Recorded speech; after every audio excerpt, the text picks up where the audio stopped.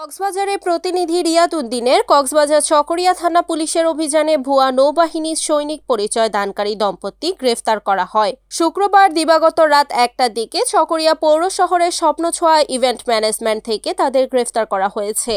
গ্রেফতারকৃতরা হলেন কিশোরগঞ্জ জেলার তারাইল উপজেলার তাইনজাঙ্গা ইউনিয়নের ভাটগাঁও এলাকার মৃত মোন্তাজ উদ্দিনের ছেলে মোহাম্মদ মিজান ও তার দ্বিতীয় স্ত্রী, পটুয়াখালী জেলার মৃত নাসির উদ্দিনের মেয়ে মৌসুমী বেগম মৌ। তাদের কাছ থেকে একটি চোরাই মোটরসাইকেল ও পুলিশের ব্যবহৃত ওয়াকি-টকি উদ্ধার করা হয়েছে। অভিযানে নেতৃত্ব দেন অতিরিক্ত পুলিশ সুপার এস.এম. রকিব-উর রাজা ও চকরিয়া থানার officer in charge OC Shafiqul Islam.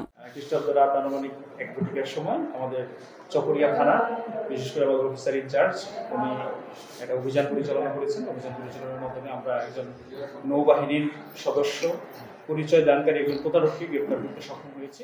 Police উপস্থিত হয়ে এই দুজনকে গ্রেপ্তার করা হয়।